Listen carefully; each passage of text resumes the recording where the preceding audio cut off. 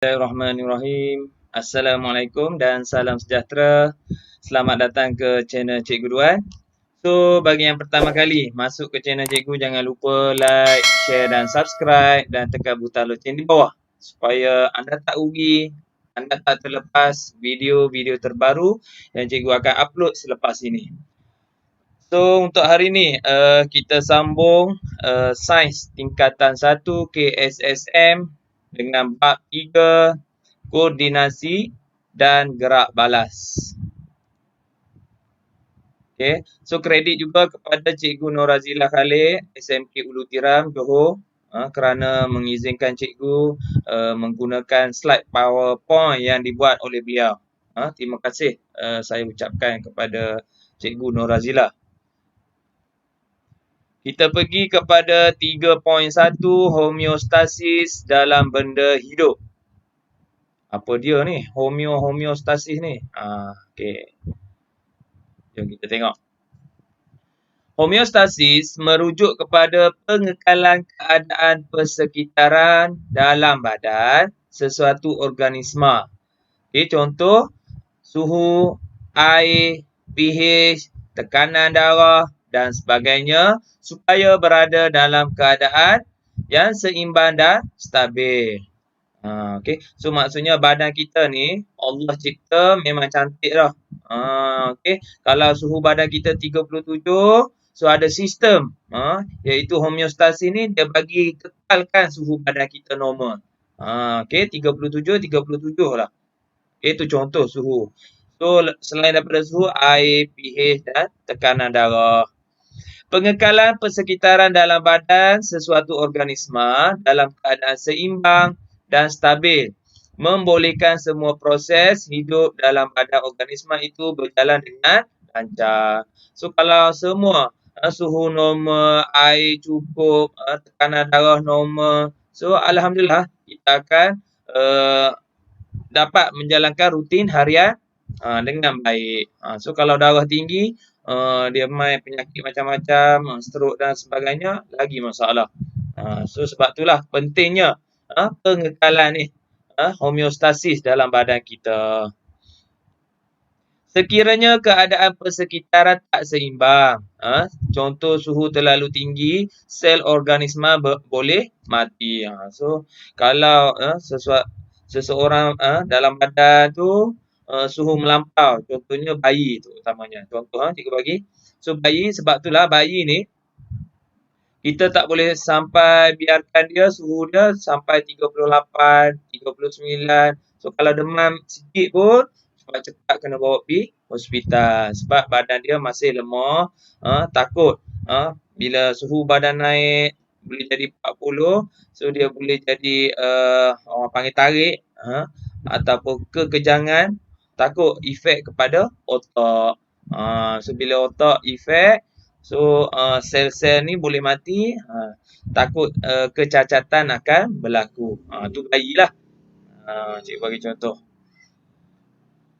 Homeostasis. Homeostasis berasal daripada perkataan Greek homeo. Homeo ni maksudnya okey, sama. Homeo sama. Stasis okey, bermaksud bergerak. Tidak bergerak. Sama macam lebih kurang sama lah. Homeo sama, stasis tidak bergerak, sama dan tidak bergerak. Okay, kita pergi homeostasis dalam badan manusia dulu. Badan kita yang mempunyai mekanisme yang boleh mengawal suhu badan, air dan sebagainya supaya berada dalam keadaan seimbang dan stabil. Okey. Tu ginjal. Proses kawalan homeostasis. Apabila keadaan persekitaran dalam badan kita berubah, contohnya panas, demam ke, suhu meningkat, pusat kawalan di otak akan mengesan peningkatan itu. Okey, lepas tu apa yang jadi? Mekanisme pembetulan akan bertindak dan suhu akan menurun kepada jumlah normal. Sebaliknya, apabila suhu badan menurun, mekanisme pembetulan akan bertindak dan suhu akan meningkat kepada jumlah normal. So, sebagai rumusannya, suhu badan panas ke, hari hujan sejuk ke, semua mesej tu akan sampai ke otak. Otak yang tafsir. Kata, "Uish, badan panas ni. Suhu badan meningkat ni." So, apa yang dia nak buat? So, dia akan kalau hari hujan, sekejap kita pergi. Dengan bulu romanya, macam mana salur darah mengembang ke mengejuk. Okey. Ni contoh. Proses kawalan homeostasis. Tadilah, kalau suhu meningkat masuk ke sampai mesej ke pusat kawalan. Pusat kawalan otak lah. So mekanisme pembetulan akan buatlah. So kalau meningkat dia nak bagi turun. So turun kepada julat suhu normal balik. Sama juga kalau suhu badan kita menurun sejuk. So sampai mesej ke otak. Lepas tu mekanisme pembetulan bagi naik balik. So normal balik. So macam tu lah. Kita homeostasis dalam badan kita. Air pula. Kawal atur kandungan air. Sistem yang terlibat dalam kawal atur kandungan air ialah sistem perkumuhan, dan sistem endokrin.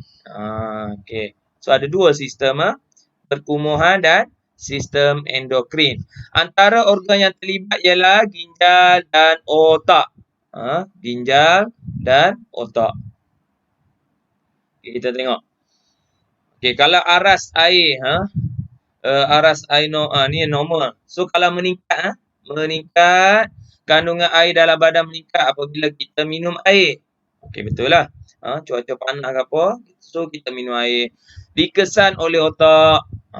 So otak mengesan, maksudnya kandungan air dalam badan kita cukup ke tak cukup, otak yang detect. Lepas tu otak merangsang rembesan sejenis hormon supaya ginjal menambahkan penghasilan air kencing.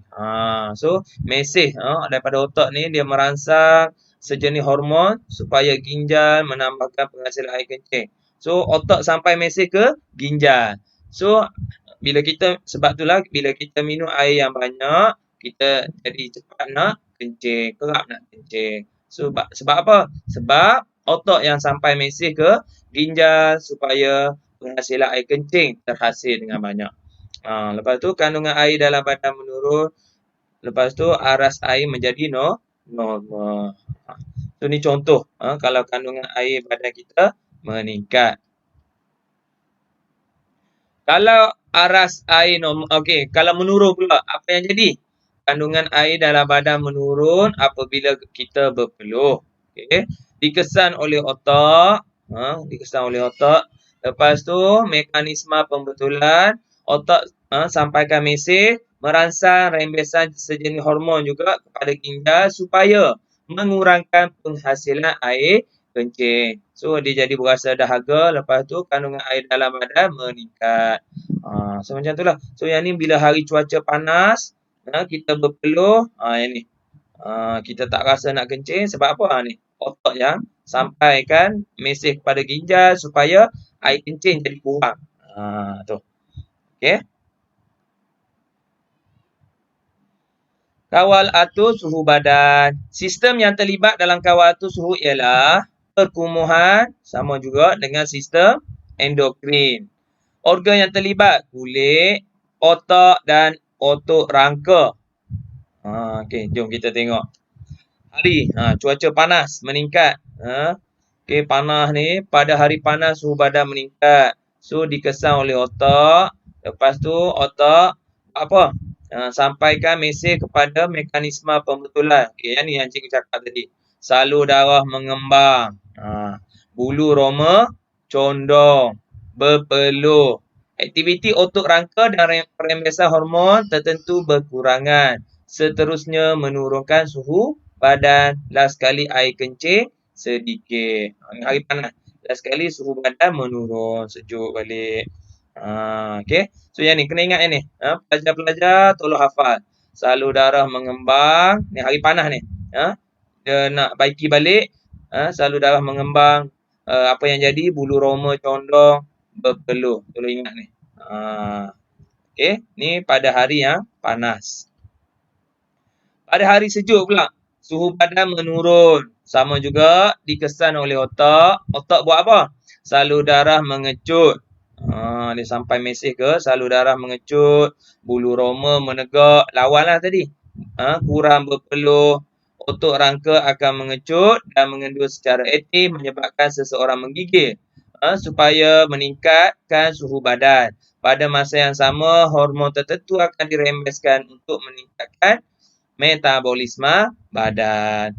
Last sekali suhu badan meningkat, jadi panas balik. Okey, so yang ni melibatkan otot rangka. So ingat balik, sama je salur darah tadi mengembang, yang ni mengecut. Yang tadi condor, yang ni menegak. Yang tadi berpeluh, yang ni kurang berpeluh. So yang ni hari sejuk, hari hujan dan sebagainya. Suhu persekitaran tinggi. Okey. Kelenjar peluh. Ni secara detail lagi. Kelenjar peluh menghasilkan lebih banyak peluh bagi menyejukkan kulit apabila peluh tersejat. Bukan Allah buat saja-saja sia-sia ni peluh ni. Okey. Dia nak bagi kulit kita sejuk. Bulu roma condong untuk mengurangkan udara terperangkap pada kulit supaya haba mudah dibebaskan. Okey. Salur darah mengembang untuk membolehkan lebih banyak darah mendekati kulit bagi membebaskan tenaga haba. So bagi cepat berpeluh lah. So bila berpeluh ni, kulit kita jadi sejuk. Okey, sebab apa? Peluh kita tersejat. Sebab tu hari panas, kita berpeluh apa. Kalau bulu roma pun condong, dia taklah menegak. Dia condong. Sebab apa? Supaya haba cepat dibebaskan. Okey. Ni gambar bulu roma condong. Okey. Ni keluar dah peluh ni. Kelenjar peluh ni. Titisan peluh. Salur darah mengembang warna biru ni. Okey. Kalau sejuk pula, apa yang jadi? Bulu roma menegak supaya dapat memerangkap satu lapisan udara yang bertindak sebagai penebak haba. Salur darah mengecut untuk membolehkan lebih banyak darah menjauhi kulit bagi mengurangkan pembebasan tenaga haba. So yang ni lawan pula. Tadi condong. Yang ni bulu roma menegak. So fungsi bulu roma ni. Fungsi bulu roma menegak ni untuk memerangkap haba. Tolong ingat. Untuk memerangkap haba supaya badan kita panas balik lah. Okey. Salur darah mengecut. Okey, tolong ingat tu. Okey, ni gambaran dia. Bulu roma menegak, pengecutan salur darah. So tak ada lah peluh. Habis bab manusia. Kita pergi pula masuk kepada homeostasis dalam haiwan. So homeostasis ni bukan manusia saja. Haiwan dan tumbuh-tumbuhan pun mengalami proses homeostasis. Kita tengok satu persatu. Homeostasis juga berlaku pada haiwan.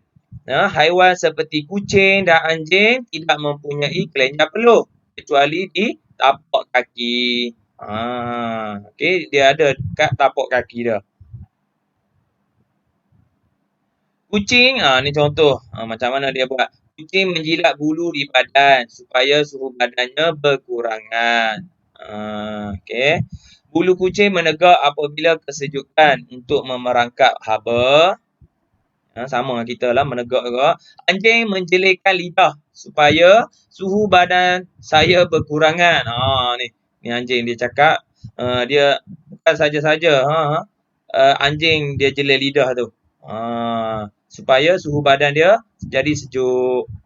So berlaku tersejak air liur dia tu. Okey, cicak macam mana pula?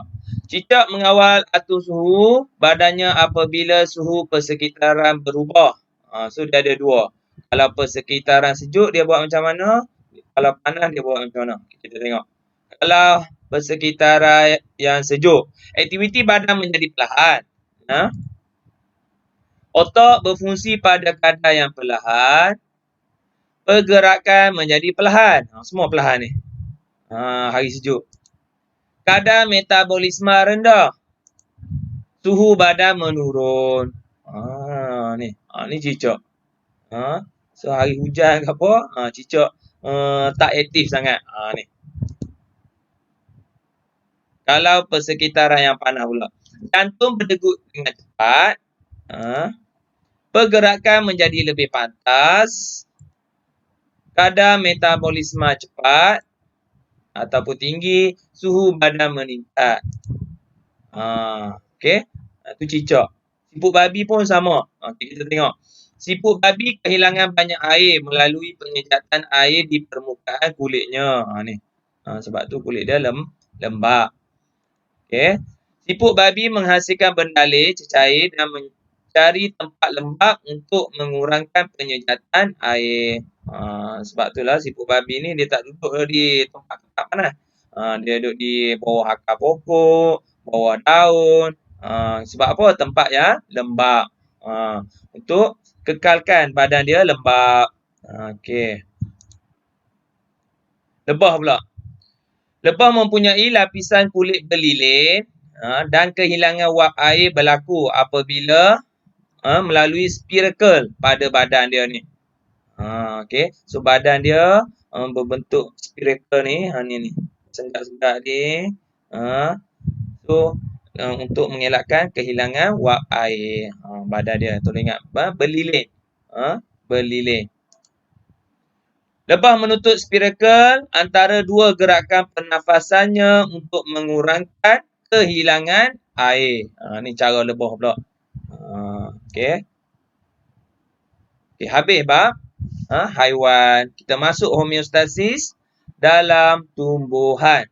Tumbuhan macam mana pula? Adakah dia ada salur darah? Memang tak ada lah. Okey. Air daripada tumbuhan hilang melalui satu proses. Nama dia transpirasi. Yang ni tumbuhan sahaja yang alami. Manusia tak alami, haiwan pun tak alami transpirasi ni. Dalam proses transpirasi, air hilang daripada daun dalam bentuk wap air ke persekitaran melalui liang-liang stoma. Okey, nampak?